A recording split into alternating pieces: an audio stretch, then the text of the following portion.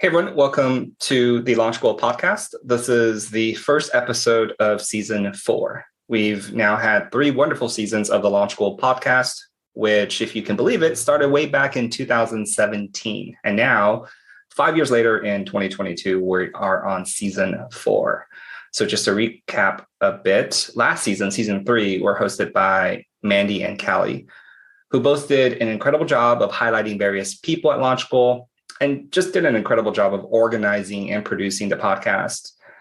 And this is one downside of a training program such as ours. Our students leave us at some point. So both Mandy and Callie moved on from their part-time job as podcast hosts to become full-time software engineers. Mandy over at Mozilla and Callie over at New Relic. We're very proud of them and very happy for them. But it means now the podcast needs new hosts. So that brings us to season 4. And this season, Karis and I, this is Chris Lee, we're going to host the podcast. Okay, so that's enough rambling from me. Let's get to the first agenda item, which is introducing our other podcast host, Karis Tobias. So Karis, do you want to give a quick introduction about yourself? Yes, I would. Thank you so much, Chris. I'm Karis, and thank you for inviting me to host the season's podcast. I'm actually really excited to be able to cover with you all the latest community events at Launch School, especially because I live in Australia and often miss out on them due to time zones. So this should be a really great year for the podcast. And speaking of, we're doing things a little bit differently. Could you tell us a little bit more about our new podcast format, Chris? Yeah, so the previous episodes, I think, were of such a high production quality, and they have these episodes where they have multiple guests, and it just took a lot of coordination, a lot of effort. And what I want to do is actually make it a little bit easier for us to produce. So therefore we can have them more often and almost have it more talk show oriented, where we can cover the recent events that's happening at Launch School. We have so many things happening on a weekly basis. We send out those community updates, which I think are good, but sometimes there's just like a lot of things to read. And I think this format, we get to rehash some of those things and maybe just talk about it. And also reading, I think, requires like kind of dedicated focus. And I'm a huge consumer of podcasts and audiobooks. I like to listen to them as I'm exercising or walking or whatever, right? So it's just easier to consume, I think. So I thought this format might be good. And it complements sort of the previous seasons, right? Where you like have all these wonderful interviews and stories and sort of human first perspective. And I think I want to keep that because that's so good. We have such amazing people here. I want to keep that, but also just have it more banter oriented. That's the idea. And obviously, another thing is we want to have feedback from our listeners. And, you know, they get to ask questions and be a little bit more participatory from that perspective. I think there's always a lot of like interest and questions about how do we think about things or how what's the future or something like that. We can talk about all those things here on the podcast, I think. Yeah, absolutely. I'm really looking forward to it. And I remember you saying something about highlighting all these little pockets of positivity that we have going on in the community, but it sometimes goes really fast in the Slack chat. You're not always able to catch up with what's been happening. So this is a perfect place to be able to share what's been going on lately. I just go from one high to another, sort of running Launch School. There are just so many interesting, positive things. I'm not just talking about offers, right? So the offers are always there. The sort of the salary numbers are always there. But just in the process of like learning, there's just so many wonderful little things that are happening. And sometimes I don't even get pulled in until like later. Marcos gave me a demo the other day of their use of GatherTown, which is just mind-blowing what they're doing. And like, there's all these little stories like that I want to just be able to talk about, highlight. Yeah, for sure. And Ronnie gave a talk yesterday of Gatsby, and the recording's not up yet, but the people who attended, you see all the positive comments about how amazing and things like that, I think deserve a little bit of conversation, right? Most certainly. So I'm looking forward to doing that with you on this podcast format. So let's get started. So here's what we're going to talk about today. First, we'll be covering some current events at Launch School, and that includes the buddy program, some cool articles that we saw, some changes to the assessments, and a quick glance at the Professional Git seminar. Then I'll be catching up with our previous host from last season, Callie, in a one-on-one interview. And finally, we'll be ending with some quick reminders, so some upcoming events that you should be aware of, And of course, everything that Chris and I talk about today can be found in the show notes. So we'll kick it off with some current events at Launch School. And I was wondering, Chris, I know a little bit about it, but I was wondering if you could tell me a little bit more about the buddy program and how does it work? Yeah, sure. And this is a program that I think just naturally started with the Launch School Women's Group. I want to say time exists weirdly in my mind, but I want to say about a year ago. I don't know if I got that right. Yeah, maybe about a year ago. So it's been going on for quite a while. And it is a program where new female students coming into Launch School get assigned a buddy and they get to meet twice within the first month. That's the idea. This is not like a technical thing. This is supposed to be about showing them around Launch School, quote unquote showing. And this came about because I'm always surprised by people who don't know certain things, like, for example, the spot or just certain things that's happening at Launch School or how things work, like study sessions, right? Once in a while, I'll run to somebody, less and less, but still, you still run to somebody and they're like, oh, I didn't know there were study sessions, right? And you're like, whoa, how come you didn't know that? So the buddy program was just kind of a human way of showing all the nooks and crannies and all the cool things that are happening at Launch School, like a dedicated person. And again, it's not supposed to be having a technical problem, not tutoring and not like pairing, but just talking about like learning in general and also just Launch School, like how to approach master-based learning, right? How to approach just Launch School, our program. So we have senior buddies that are about volunteers, but we actually pay our senior buddies. So they have to volunteer for the program, but then, they get something out of it as well to participate. So yeah, the program's been going really, really well. I think for the most part, vast majority of participants say they like it, they enjoy it. And a lot of people actually end up making great friendships out of it. It's hard to meet people. So this is one avenue. Yeah, that sounds such a great idea. And I'm kind of taken back to a time where I went to university or college and, you are first starting out, you're a little bit new and shy and you don't really know your way around. And then it's just so comforting to have somebody take you around and show you how everything works. But it's kind of like that, but in the online realm, right? Yeah. Mm-hmm.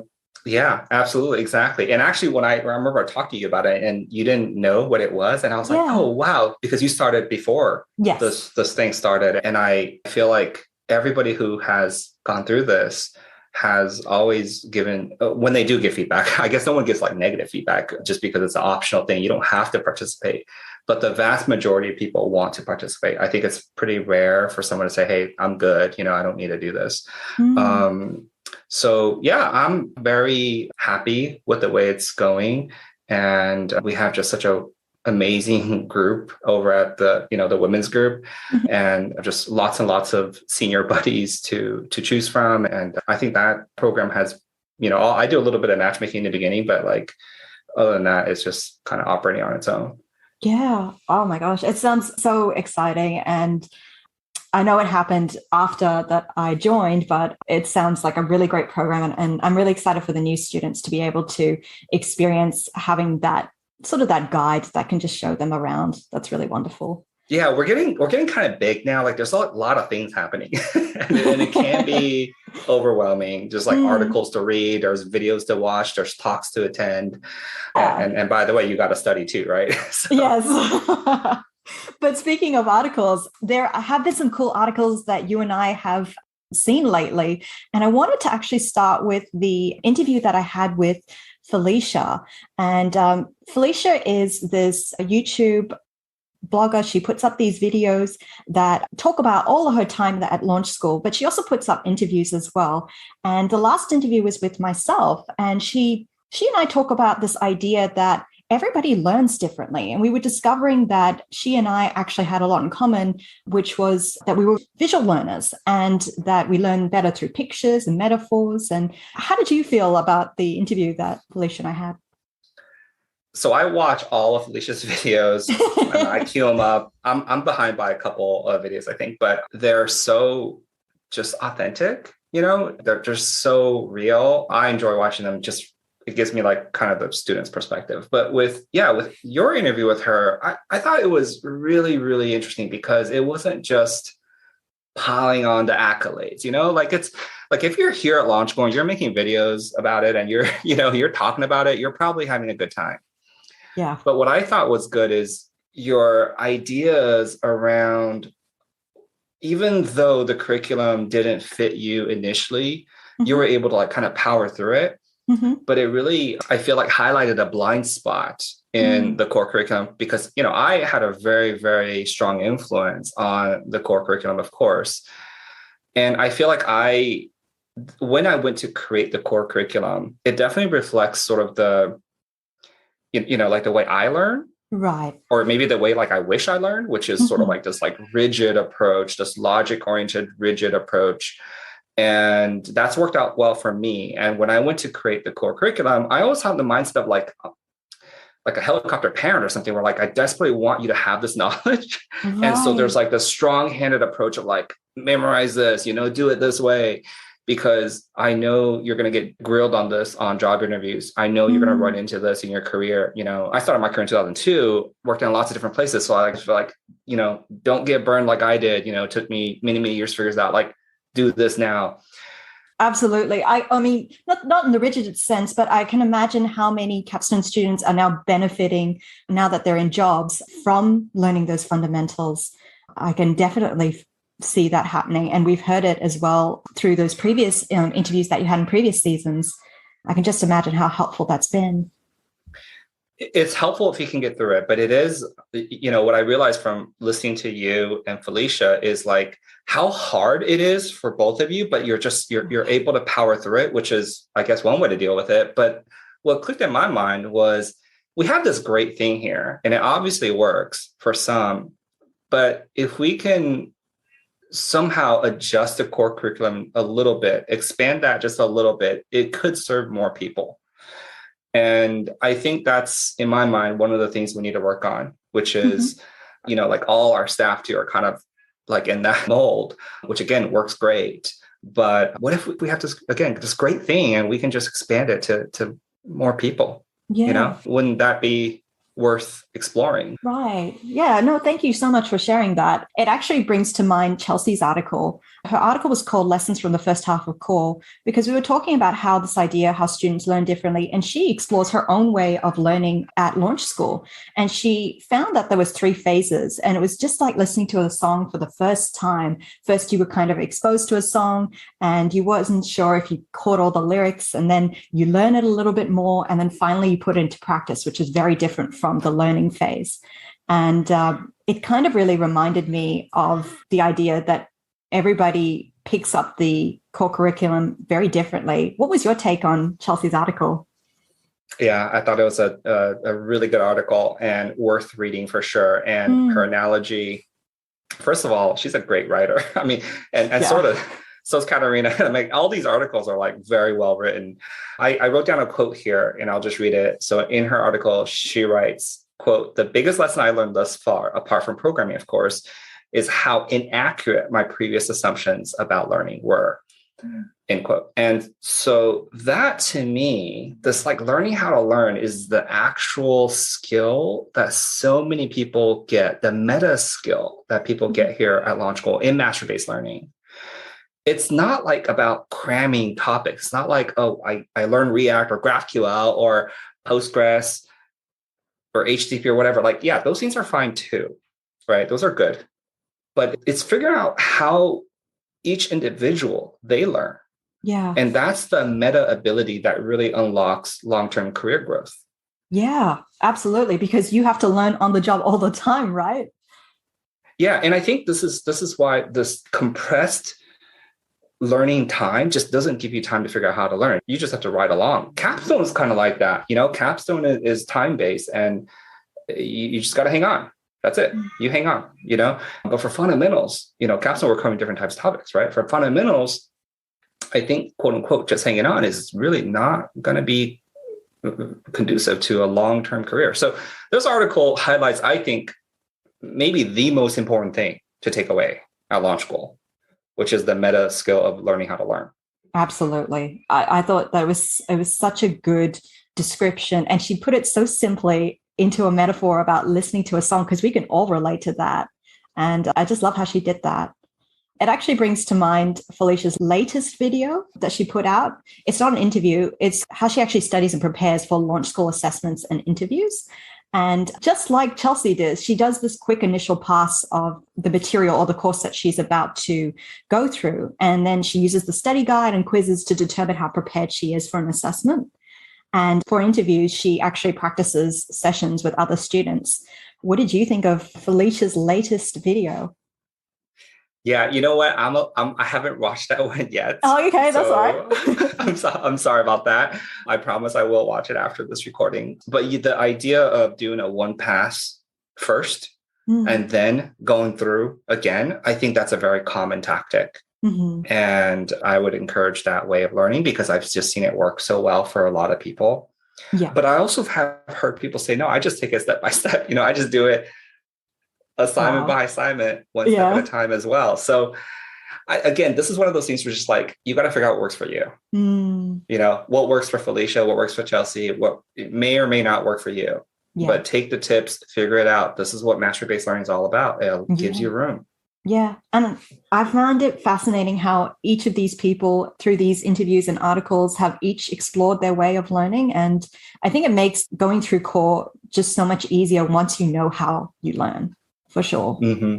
That actually brings to mind Katarina's article. It's called We Are Made of Stories.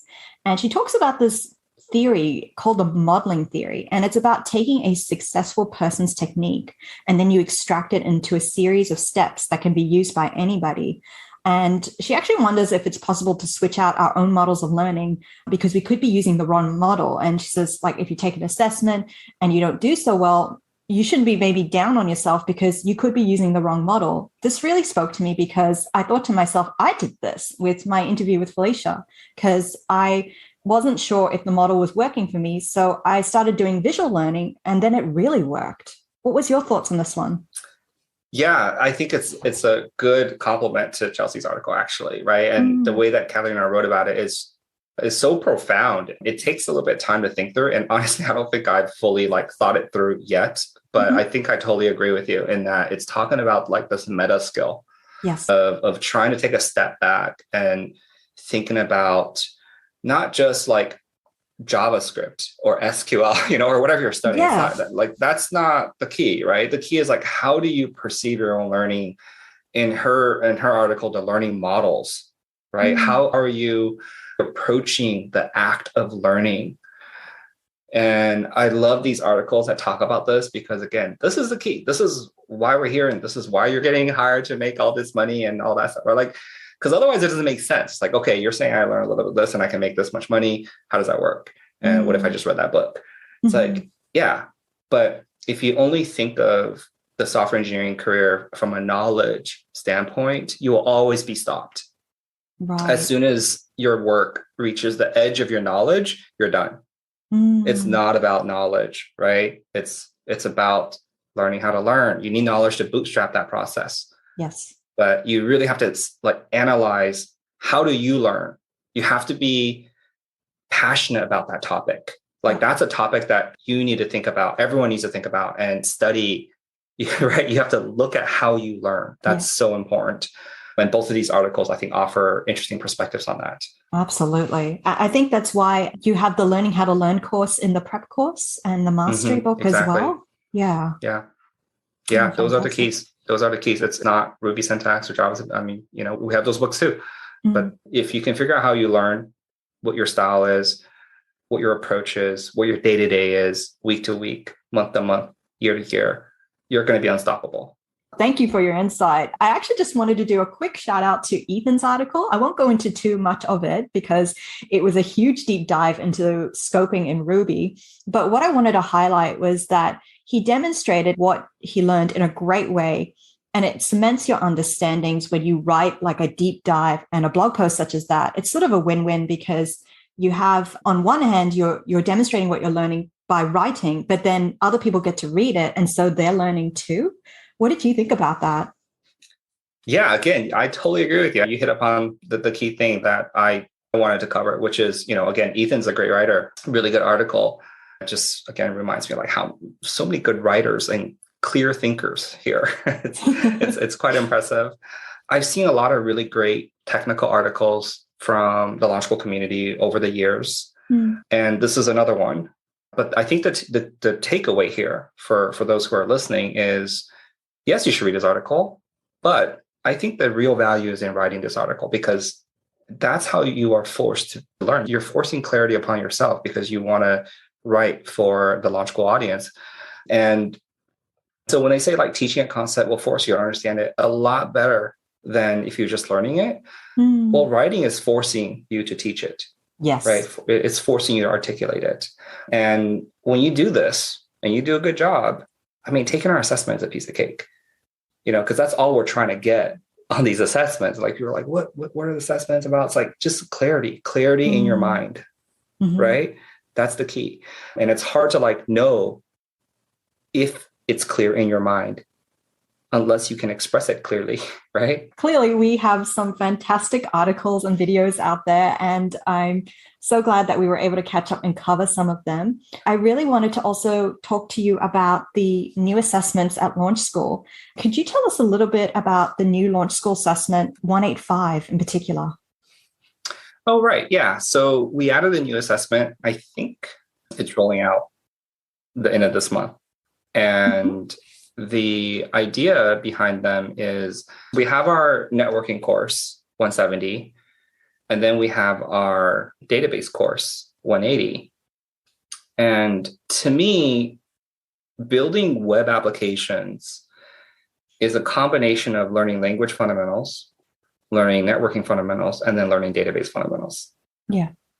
Once you do these three things, now you combine. Combine is hard too, right? So yes. Combining them is very difficult. So we have 175, which is combining the language fundamentals with the networking fundamentals, right? And we don't do anything with databases. Adding databases in is just like makes everything, 10 times more difficult from testing to deployment to just coding locally. 185 is a chance for people to practice combining, right? And that's super important. Practicing the integrated skill now, putting all these things together that you've been working on. As many people know by now, I grew up playing basketball. So it's like, you practice dribbling, you practice shooting, you run and to get in shape. Okay, now you got to like do all three together, maybe play a game or something, Yeah.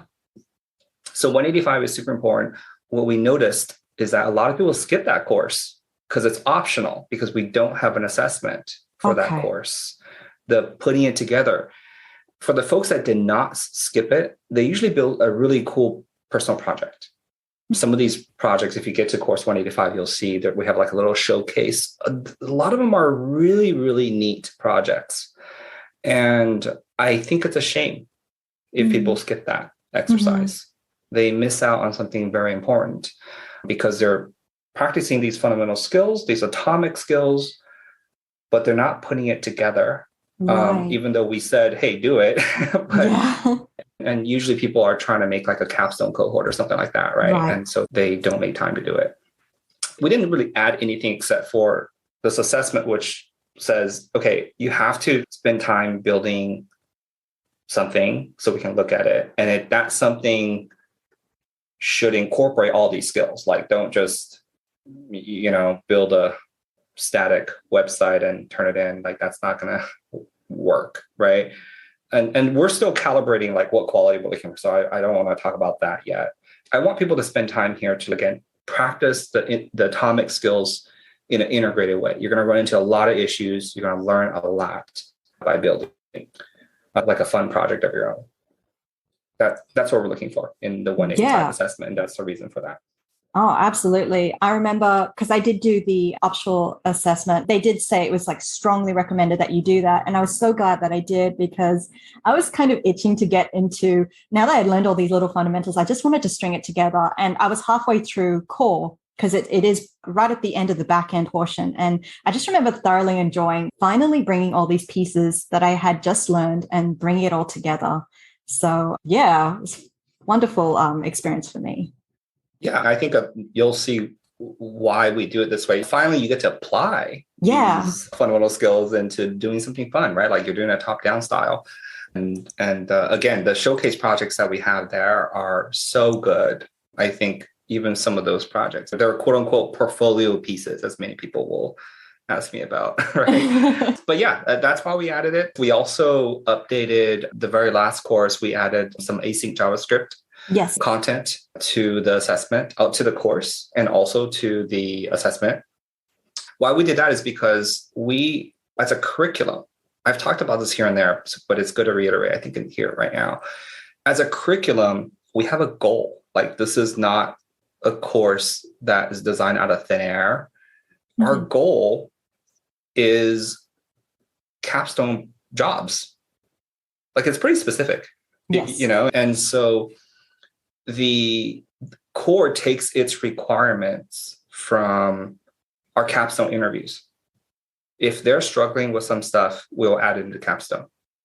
Right. And if capstone runs out of room, we'll add it to core. And that's what you're seeing. Right? I see. And we've been doing this continuously, right? Any updates that you see, likely it's a result of that. Like the building stuff, right? Like 185. We're going to force people to build now because when you go to the job hunt, usually it's like, we want you to build a thing. And we want you to be like well-versed, and quick. And you have like a week to do it. You don't have, a month, right? So we want you to be quick. So a lot of the changes to 239 is a result of like observing this and just frankly running out of room in capstone.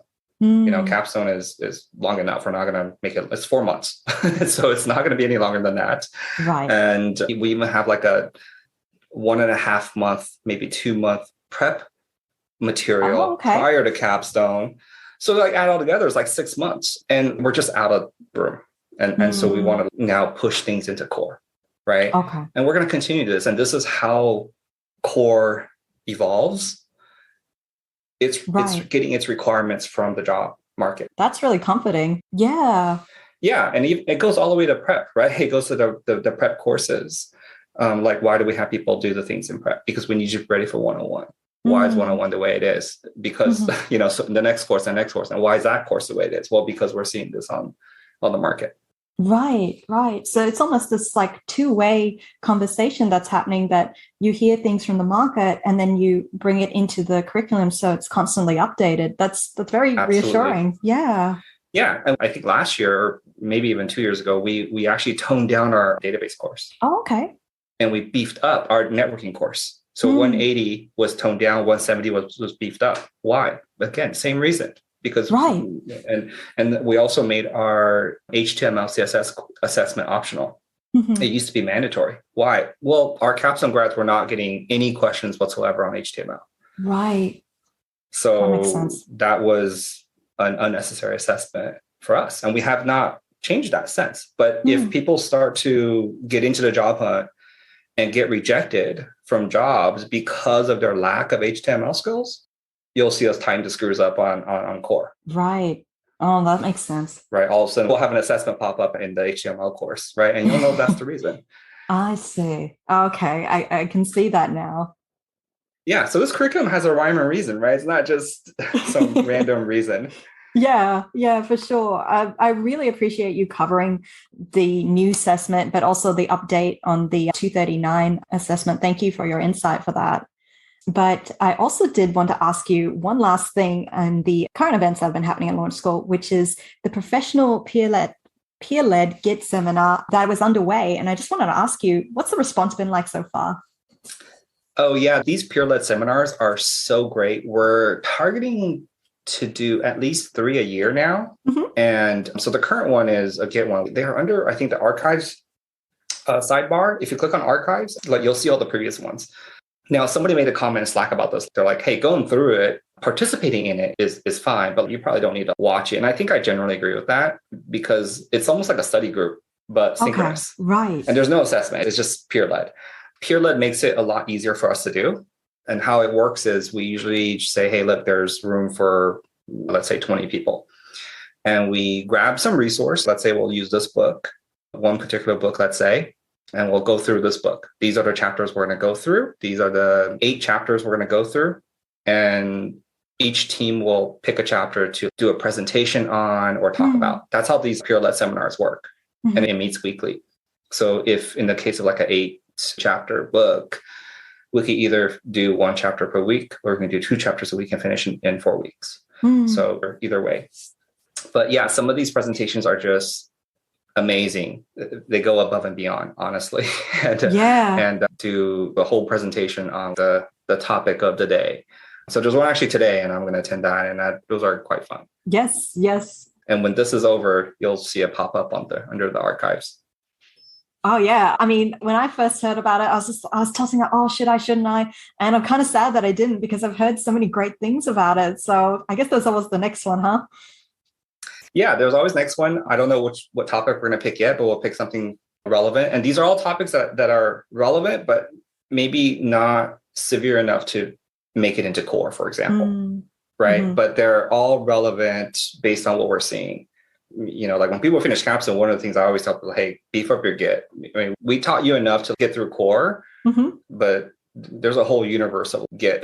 Git is its own world. So yes. So there's more to learn. And so these seminars allows us kind of just like a fun, no stress of assessments, right? Just a fun way to get exposure to some of these topics. Yeah. Otherwise wouldn't get exposure to. Absolutely. And also, I guess, exercising your communication skills and being able to work together and present as well. So important. And, yeah, it's hard to practice. We have study sessions and things like that, but it's hard to practice speaking in public. And you're absolutely right. This is another way and really low cost way, right? It's not so severe where you're producing this presentation like a tech talk or whatever. But yeah, it's a avenue for people to practice their presentation skills, to work with others because they're working on a team. Yeah. So I think it's really great. And I want to do more of these.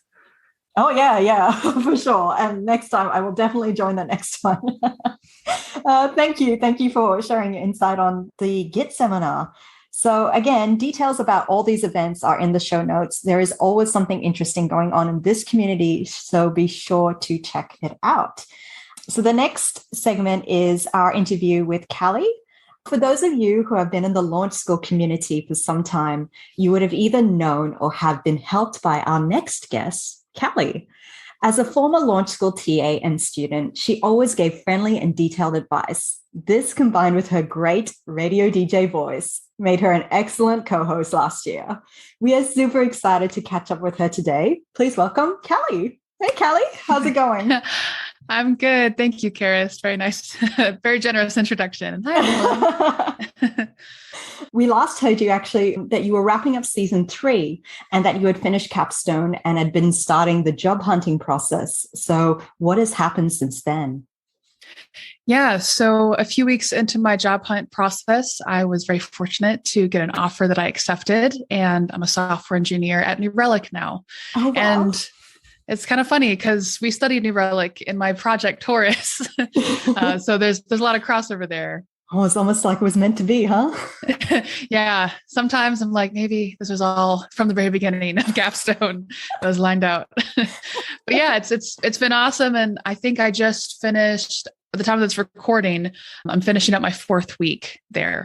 Oh, yeah. Wow. What has your experience been like so far? I know it's just been a month, but what's it been like? Yeah. It's been really great. It's been overwhelming and imposter syndrome, and I have no idea what's going on sometimes. All those things are true. But what really sold me on this specific team even was they were all so welcoming and friendly. And whenever I asked them, like, how could I start successfully? All of them were like, have low expectations of yourself. That is how you start successfully, because there's so much to ramp up on. So I have a really understanding and gentle team. Even today, when I signed off at 5 p.m., I was telling my colleague, I'm like, yeah, my brain is full. No more thinking today. I can't learn anything else. We're done. Yeah, because there's just so many moving parts. And yeah, it's interesting, but it's also like, okay, I understand this. And they're like, good. Now they understand that. Here are 74 things you do not understand that we also have to know. I'm like, okay, well, thanks for that. That's very true. I imagine that you're in that sort of sponge phase where you just have to come in like a blank slate and are now just absorbing everything. Absolutely. It almost feels like RB 101 all over again, where I just don't know what I'm doing. But you have to learn so much context. Yeah. Yeah. Would you say that it's almost better to come in as a newbie having a blank slate, as in you haven't pre-learned from some other company? Yeah, I feel like there's some benefits and not so much benefits. The benefit is I don't have to unlearn really anything. Like everything I learned in launch school and capstone comes with me and I build on it. So Right. there's no like unlearning of processes or anything like that. But because of that, there's still a lot, there's so much I have to learn. Not only the technologies that we're building constantly and maintaining, but even the technologies we use like to manage our tasks, like Jira. I'm like, what the heck is Jira? I don't know what that is. But now I know what it is. It's like Pivotal Tracker if you went to Capstone. So it's just a ticket manager. Okay. So yeah, there's just because so you're learning like 10 technologies that you have to build and 10 technologies that you have to use, but you don't build. So I think there's pros and cons to it. Coming out with, not having a lot of cluttered mental space from other things previously. Absolutely. And if you don't mind me asking, could you tell us a little bit about New Relic and what the company is and what it does? Yeah, absolutely. Oh man, I'm going to butcher this. If any New Relics are listening, I apologize. So New Relic is very, very briefly is an observability solution. So it allows you to monitor your software, your applications. If you're familiar with like telemetry data, like traces and metrics and logs, and it just allows you to monitor the bad times of your app. So when things aren't going well, if there's an error, where is it happening? But also just the regular and good times, like, oh, we had a spike in traffic because we had a sale or whatever it may be. But it just helps you pry into whatever you're maintaining and helps you see it more clearly. Right. Oh, no, that makes sense. And, just putting it out there, I did take a little peek at the website of what it was about. But yeah. Okay. Thank you. Thank you for sharing that. And what's it been like having a team and doing it real now that Capstone's finished to actually have an actual team and working alongside with them? What's it been like? Yeah, I feel like so much of launch school is, right, we're aiming towards a job, right? Some people do it for a hobby, but most of us are like, we're going to have a job. And I've had a lot of trust in the launch school process, even when I was like, I don't know if I'll be able to, do it. I'm just like, well, Chris said I could, so I'm going to do it. But it's still almost surreal to just say something that I can directly trace from the launch school curriculum. Right. And it directly correlates to what they're talking about. And it's real. Like these people don't know launch school. They don't know Chris Lee, but like what I said is true. And I didn't know that. Oh, wow. And so it just feels like really validating, like all the things that I've learned and the ways that I explain things. And like, sometimes I explain things and I'm like, I'm pretty sure I wrote that on a launch school assessment at some point. Oh, that's awesome. But they're like, wow, that's such a great way of explaining it. And I'm like, well, that's from launch school, but you're welcome. So yeah, it's nice. And it also feels a little bit strange for me personally, because all of my colleagues are in the US and most of them are in Pacific time. So most of them are in Oregon and I'm on the East Coast. But during Capstone, none of my teammates were in the United States. One was in Peru, one was in Spain, and one was in England. Wow. And so they're like, oh, it's so bad. Callie, you're 3 hours away from us. And like, we wish we overlapped more. I'm like, oh, this is nothing. This is fine. But having a team is really great. Yeah. That kind of actually answers my next question. I did want to ask, from your time as a student and as a TA at launch school, what has helped you in your job the most so far? But you mentioned that it was, those answers and those questions from assessments and things like that.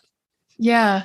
I think even to add on to that, the thing that I rely on like every second of every day is the belief that I will figure it out.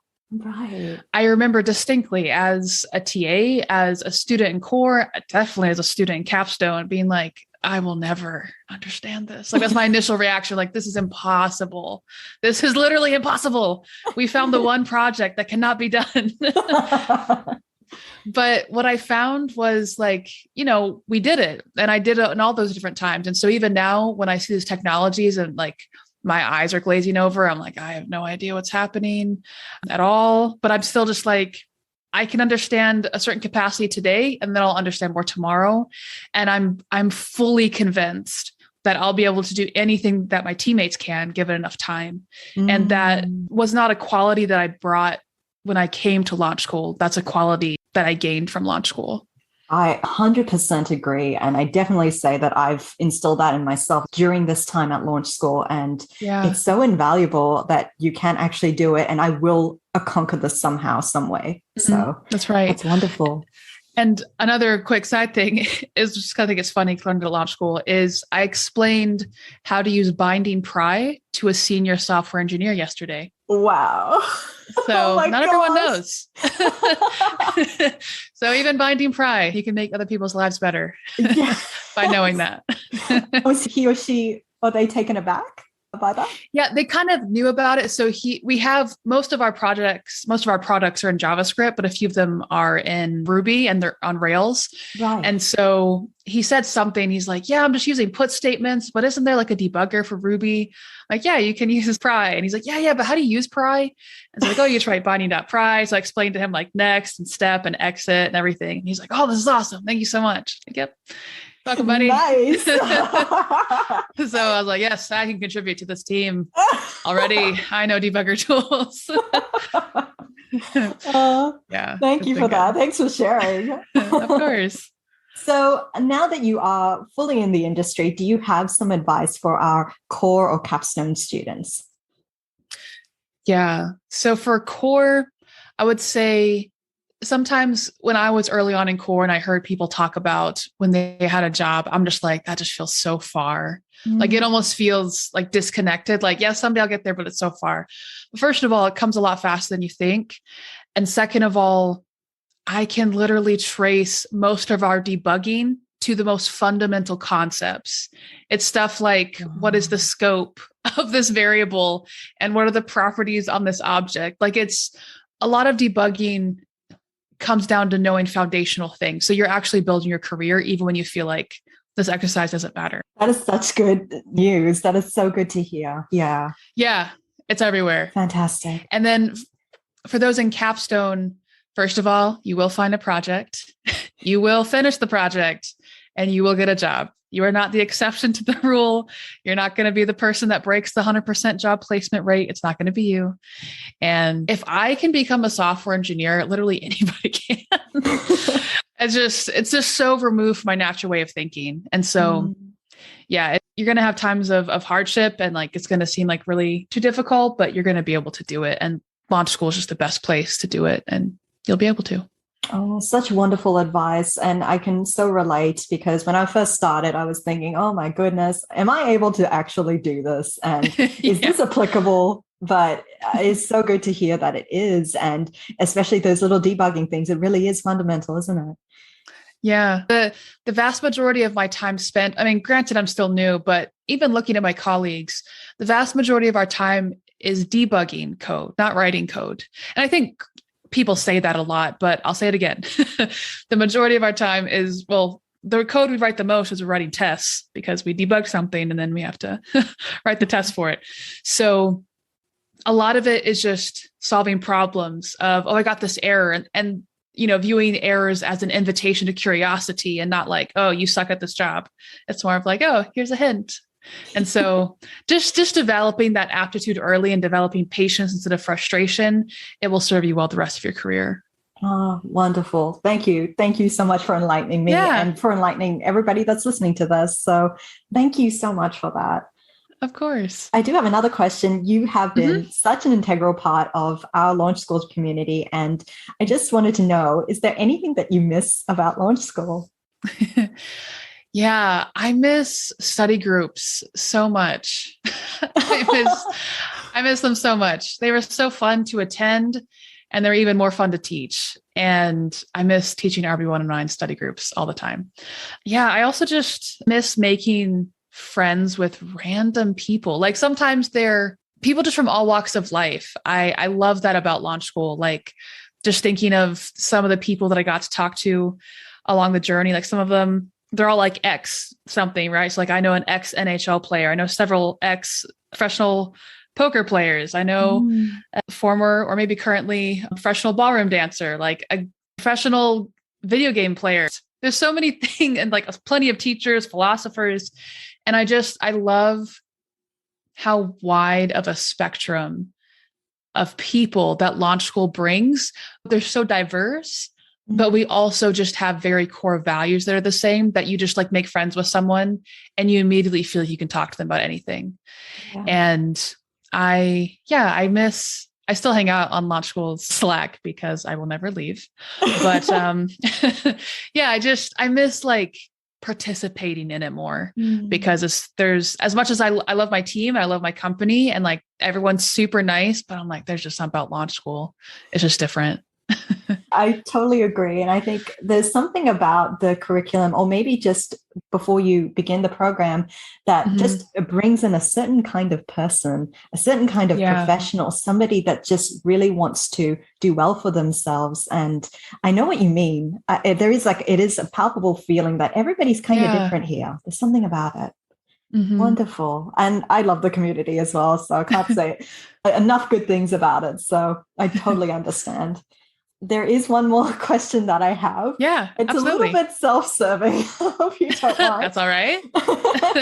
But from one podcast host to another, do you have any advice for me? I would say make it your own, and don't compare yourself to other Launch School hosts or even just like famous podcast hosts. Because I think what makes, especially public speakings, what makes them so good is when people are unashamedly themselves. Like, authenticity never gets old. Yeah. And so I've done public speaking for about 11 years now. So it's a bit easier for me now, but I have a lisp. That's half of the people will be like, I don't hear a lisp. The other half is like, we know she has a lisp, but I have a lisp. And I used to hate speaking up front, especially when I get really excited. It comes out more. And so I used to just want to be very calm and like monotone. I wanted to hide that. Some people would say like, oh, like you're too sarcastic or you're too animated or whatever.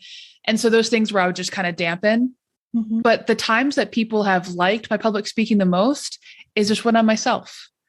And so that also goes to like how you want to structure things, to the guests you want, to whether you plan stuff way in advance or kind of last minute.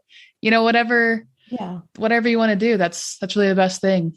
And also invest in a good editing software. That's it. That's important too. That is I recommend important. Descript. Descript will serve you well. Thank you so much, Callie. Of course. That is such good advice. And I know I haven't really done a lot of public speaking, but I can see, because I believe that you were a teacher prior to Launch School. Yeah.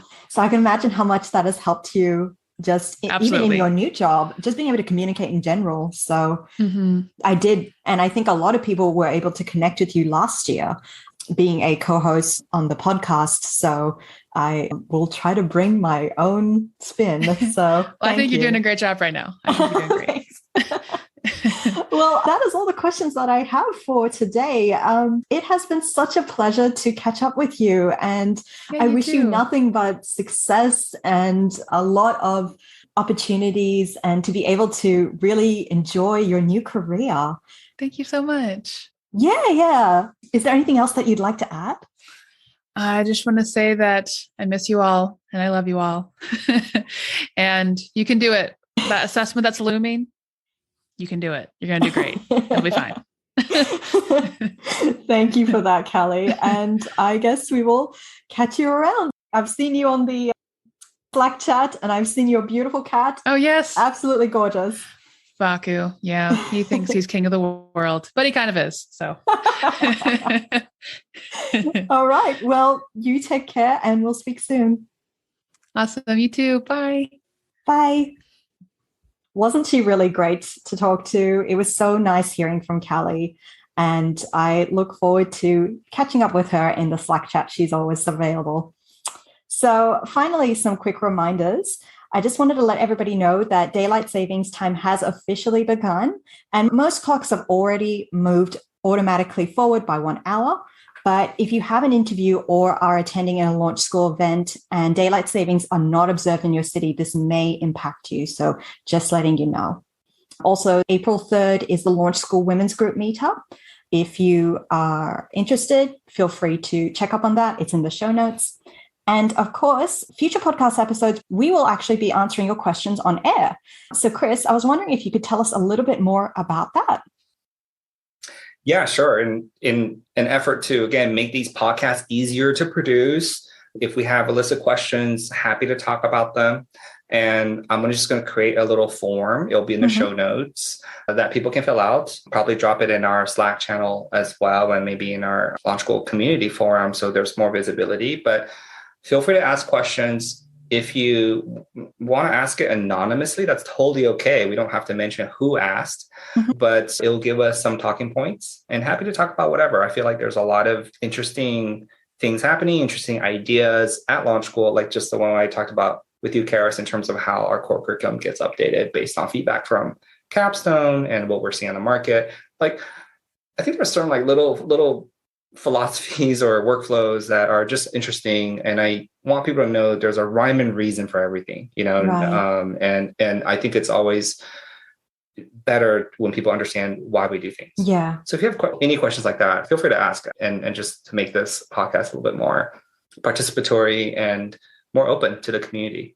Yeah, absolutely. So check out that form and your question could be answered in our next episode, which is fantastic.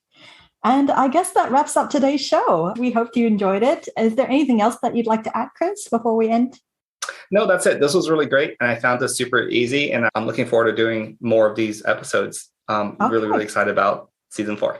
Yeah, wonderful. So be sure to keep an ear out for the next one. And as I said, for the third and final time, everything that we mentioned today can be found in the show notes on podcast.launchschool.com. And of course, if you have an idea for an interview or anything podcast related, you can reach out to us at hello@launchschool.com, subject line podcast. That's it for me. Thank you. Bye, everyone.